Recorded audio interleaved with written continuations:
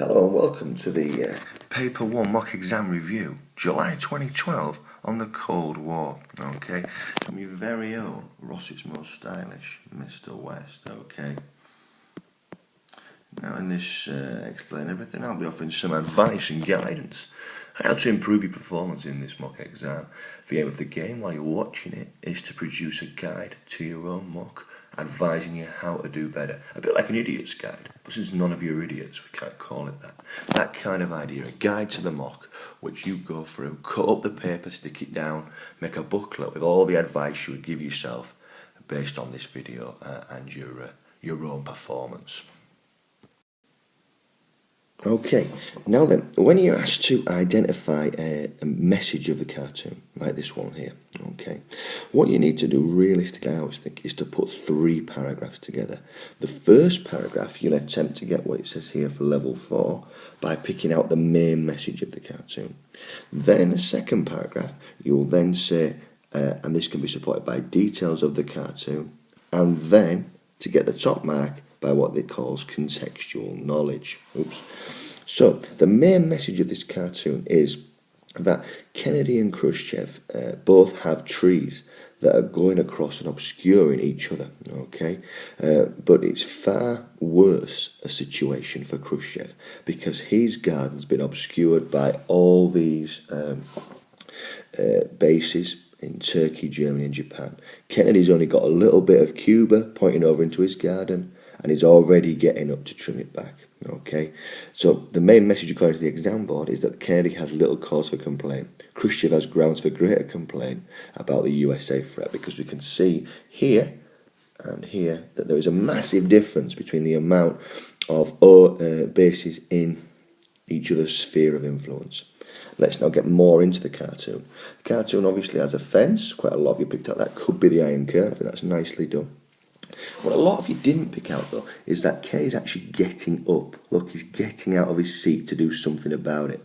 Whereas Khrushchev just kind of sits under the tree in the shade. And he's kind of a bit annoyed, but he's not doing anything about it. Whereas Kennedy's getting up to do something about Cuba. 17th of October 1962 is the date. And here we start to bring in our third paragraph, our contextual knowledge. On the 14th of October 1962, you'll be aware that that is when U-2 planes first spotted these missiles in Cuba. Okay, and Kennedy was advised in the kind of the days after that by the Joint Chiefs of Staff to bomb Cuba or to have a military intervention. This could be perhaps Kennedy getting up. Okay, they're both reading books on pruning, and what Kennedy is going to do is he's going to cut this branch down, take it out of his sphere of influence. Okay. So that's what I've tried to do. And it might be that the 3 paragraphs do blur a little bit, but you've got those 3 side ears, the main message of the cartoon, and that does require a little bit of thought. You don't want to just start writing the first thing you see. Secondly, you then want to try and pick more details out of the cartoon. Inevitably, you might have mentioned some when you say the main message. And then finally, you want to use your own knowledge to try and develop this, okay? And just general advice, really look closely at the source. Kennedy is getting up. He's going to do something about it. Khrushchev is not, okay? And that certainly is true of the situation. The date as well.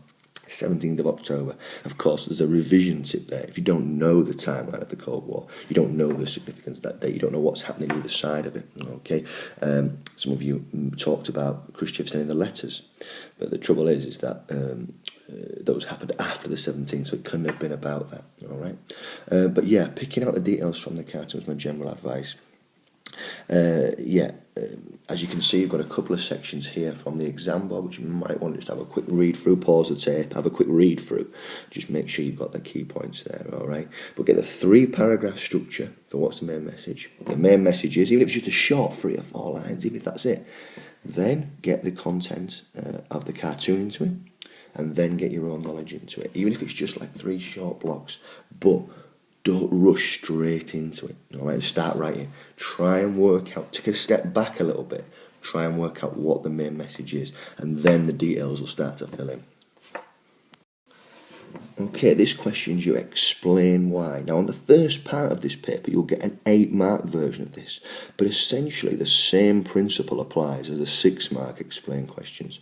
You're looking to develop 2 explanations, okay, and that will get you into the 7 or 8 bracket. Obviously, if you've got 3, in this case, you definitely can get into the 8, the top marks, okay.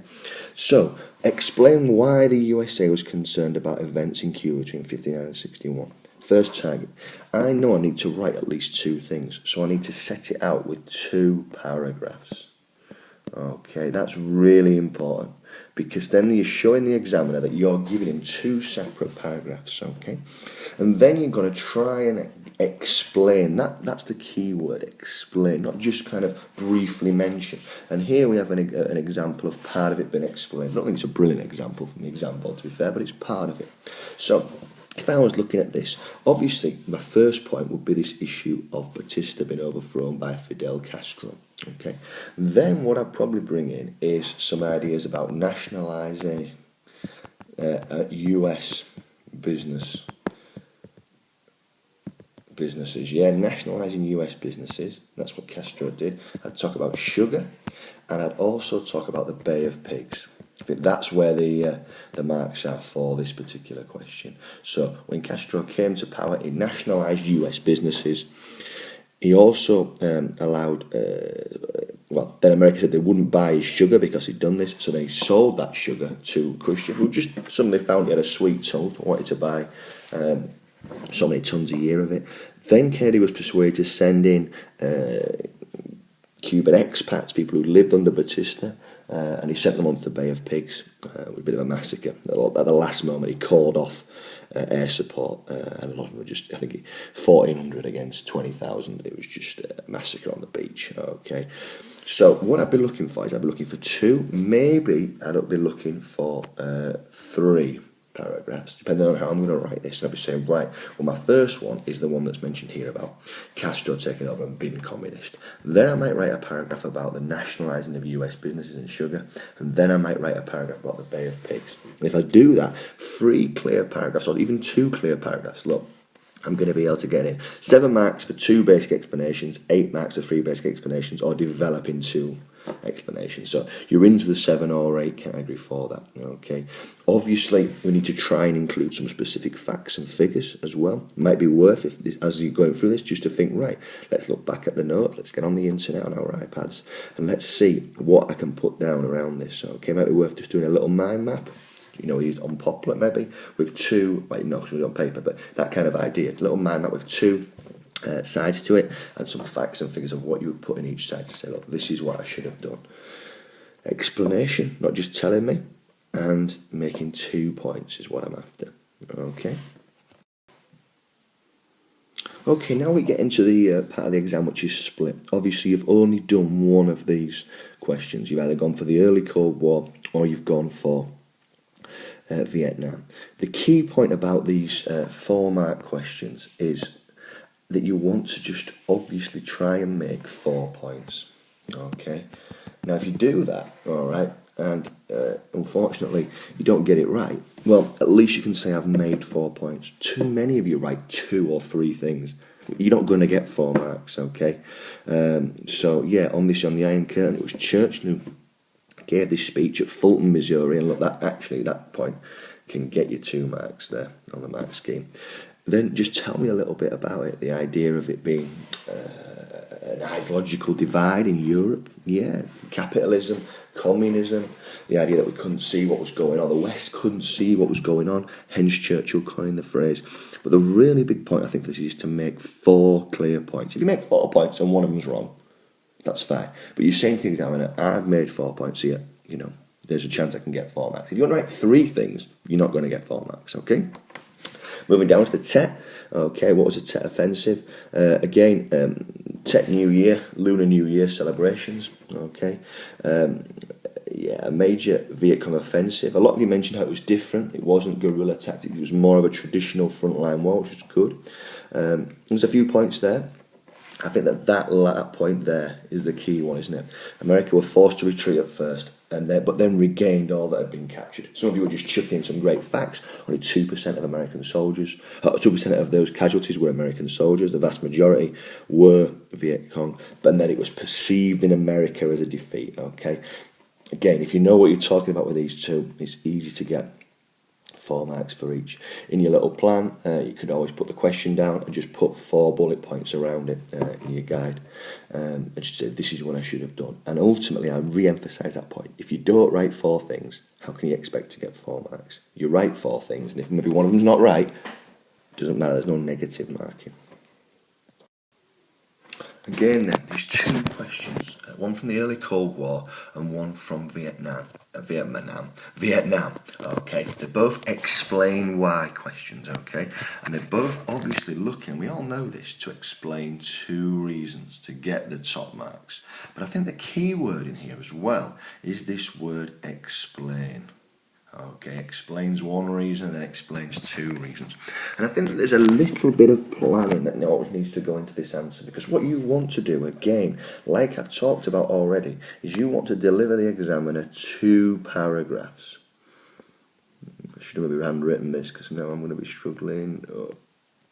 I can't fit it in, but you know what I'm saying. 2 paragraphs, right? So the examiner can clearly see that there's 2 answers that you've given, and you need to explain a reason in both of them, not just state it. So for this top one, I've gone down for these points here, okay?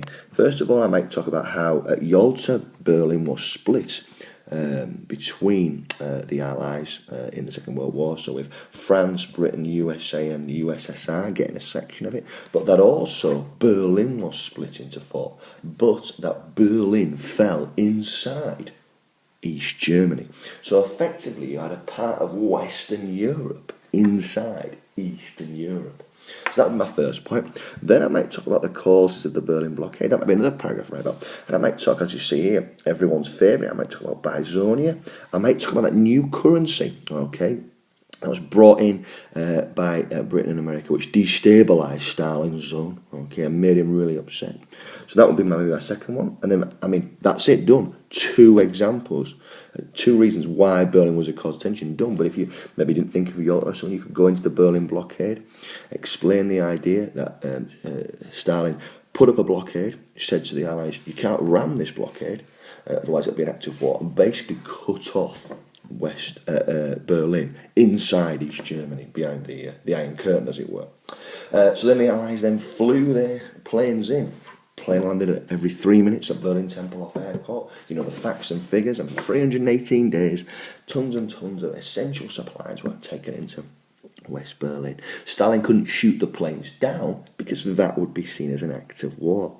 So again, I've got 3 different explanations there of why Berlin caused tension. I haven't just said, well, it was split at Yalta and expected to get into the explain level, okay? If you're below that level, 2 or 3 marks, you're just stating reasons, okay? Well, there was Bisonia. Well, that's an explanation, it's a statement, okay? Stalin blockaded Berlin, it's a statement. You write those 3 things down, you've probably got 3 marks. You're not explaining it, so you're not getting a level up. Let's now have a look at the methods, and explain why the methods used by the Americans to try and defeat the Viet Cong were unsuccessful. Now I've split it again into 3 reasons. First of all, the American tactics didn't win the hearts and minds of the Vietnamese. I probably would use for this My Lai as my example, okay, when they burst in and tell me about the My Lai attack as an example of a village that if it didn't support the Viet Cong, definitely did after the Americans had been. You could build on that with a section on unpopular methods like Agent Orange and napalm, which kind of link in, don't we, to the first one, because you don't get people's support by destroying all the crops, okay, or making the children deformed. But that kind of unpopular methods, all right, that didn't go down well with the Viet Cong. And ultimately, as well, they didn't actually work as well, just to develop on that, what it says down here, it didn't stop the Viet Cong because they just went into their tunnels underground. And these search and destroy missions made the American soldier an easy target for the Viet Cong. You could say that they were only there for a year as well because of the draft system where the Viet Cong have been there for years. So they were a bit green, a bit unused to the environment in Vietnam. And then that meant that they were easy targets. The search and destroy missions, that they had to go out and find the Viet Cong, meant that as they were walking down streams or wherever, they were easy targets for ambush. Again, I've explained 3 areas. If you're just stating, Agent Orange and that, my line was awful, or search and destroy didn't work. If you're just stating things, you're only in the level 3. It's about explaining them and setting out these 2 paragraphs, which I can't fit on here, but you know what I mean. These 2 paragraphs and clearly stating, here, look, I've explained 2 reasons, you've got to give me 6 marks, okay? Okay, so we get to the last question on this section of the paper, the 10-mark essay. Got 2 examples of one here. How successful was the West in containing communism up to 1949? And the following were equally important reasons for America's withdrawal from Vietnam. It gives us 2 reasons there. Okay. Obviously, in a way, they're both set up very similarly. Except the first one doesn't quite state exactly what it wants, but clearly it wants successes and failures. Okay. If you only talk about one side of the answer, you're not going to be able to access the 7 to 9 level 4 bracket. Okay, so you're going to be a maximum of 6. No matter how well you do it, you're only going to be able to do that. And that's true of any essay question. If it says how successful, you know what I mean, you've got to be able to say both sides of the argument. Okay. So what I've done here is I've set up 3 reasons that I want to talk about in this question. First of all, my successes are at the bottom: Truman Doctrine, Marshall and Berlin Blockade, and the failures of Stalin in Eastern Europe. So that's how I'm going to set it up, okay? And I'm going to obviously put it into 2 paragraphs, okay? Stalin in Eastern Europe and then the other 2 in separate paragraphs, all right? That's really important. You need to explain it. It tells you a little bit in the mark scheme here, okay, about what Stalin did in Eastern Europe and the idea that after, between Yalta and Potsdam, the Red Army moved through Eastern Europe and kind of left their soldiers there. But you also know that Stalin almost had a blueprint for taking over, didn't he? He wanted to kind of get a coalition going, communists and the local government of the country, then maybe get some rigged elections in to kind of give him a legitimacy of his power, and then he would kind of maybe get some violence, round up the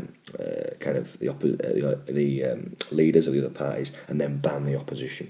So obviously that's one level, being able to get that blueprint. If you could then give me a specific example, like in Czechoslovakia, like in Poland or something like that, and that really would be top class. And I'd be looking at that and thinking, if you can do the same standard on both sides, you're looking at 9 out of 10 for that. So some real detail in there, and that's the key, all right?